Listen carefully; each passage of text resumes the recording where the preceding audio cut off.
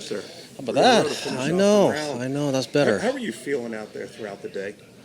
Ebbs and flows, and it was nice that I had this unbelievable pairing. So two great guys, two great friends, and the atmosphere was fantastic. The people were obviously very supportive. They were just cheering all of us on, which was great, and it just made this tournament better. And I happened to actually hit some good shots finally, and made a couple of putts. And even though I had a little mishap at 10, I was able to fight back and kind of get it going, and it was a nice finish. We know throughout your career expectations going into the event, you don't play unless you think you can win. Mm-hmm. Were they the same coming here this week? Absolutely. That's the only reason why I teed up. And there'll come a point in time when I can't do this anymore. And but right now I feel like I still can. Given the right golf course, the way this golf course was and it is playing right now. It's you watch Roy and JT and myself. We're all hitting these little cheater kind of flighted ones and rolling the ball out there. I'd have a little harder time if I had to play against him like Rory or JT when it was wet and they could bomb at 320. But this golf course is set up where you can kind of scoot it, kind of get it around, and I was able to do that all day today. Well, thanks for your time. Well played. Yeah, thank you. See you out there tomorrow Appreciate morning. it. You got it done. Tiger, I know you. My hair? Yeah, I know you said ebb and flow, but it just looked like as the day went, your rhythm looked like it just got better and better. And was that just getting comfortable being under the gun again, or just kind of the body just warming up as the day all went? the above. Literally, it's all the above. I didn't trying to get used to.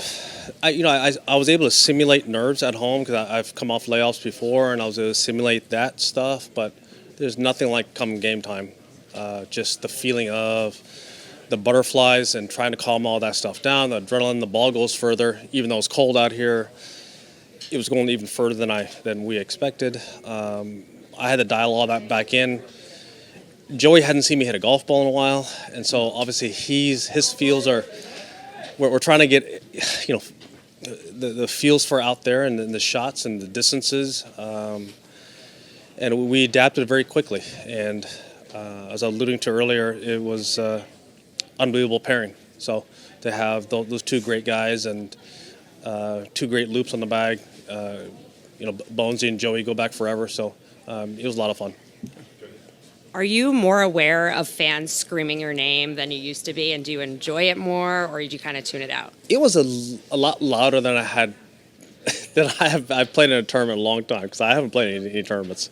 I was trying to calm my. I didn't really look up as much. I probably should have, but I didn't. I was trying to calm myself down all day, trying to figure out what the hell I'm doing out here. Because I haven't played, I had to try and figure out what the chess match is going to be. Misses, angles, wind. These are all things that have come second nature to a lot of these guys. I haven't really done this in a while, so I was more so focused on what I was trying to do, talking to Joey, trying to figure it all out.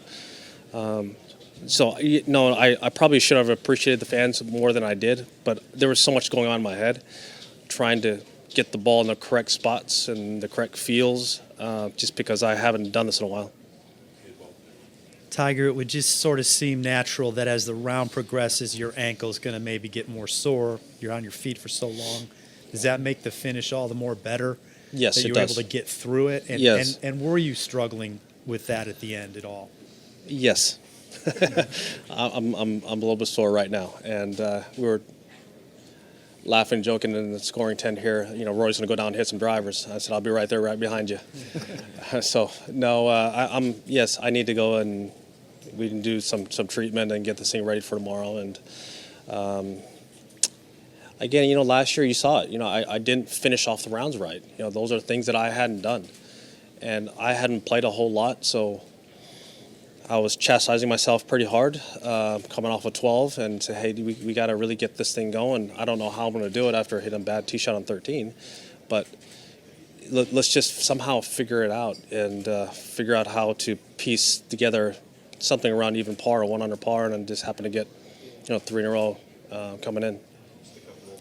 You couldn't help but seem to smile and laugh after the birdie putt on 18. What's going through your mind? What elicited that emotion? Well, I think it's the group. Okay, so JT hoops one in there, and then Rory's been beating us all day, and he's nervous as can be because he didn't want to be the one to miss on 18, and I didn't want to be the idiot host to miss it right in front of everybody after I just went birdie.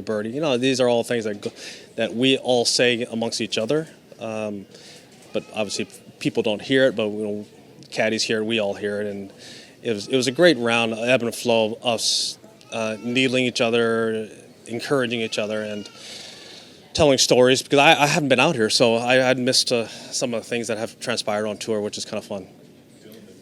Yeah, what do the next 12 or 14 hours look like, and how much do you know what they'll look like versus unexpected?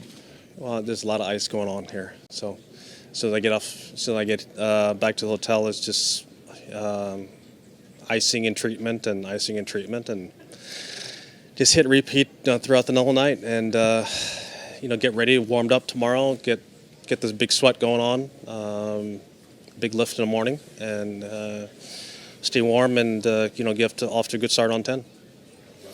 Tiger, you're sore, obviously, but are there any adjustments that you've made in terms of wrapping or what physically you look like on the golf course compared to when you last played in July?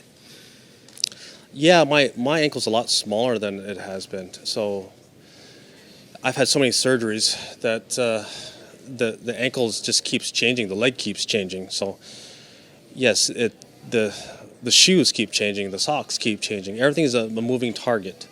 How much I'm on my feet, how much I'm not, how active I am, how not active, the muscles that are on are off. So it literally is, it's a moving target all the time. So the communication between myself and my staff and my training team, it's ebb and flow daily, trying to figure out the right tape job, the right angles, the padding that we need. That all changes from day to day, or if you look at where we were last year, it has completely changed, and it will continue to change. And unfortunately, that's my issue, is that this leg will never be what it once was, and so we have to adapt to it, and my team's been incredible.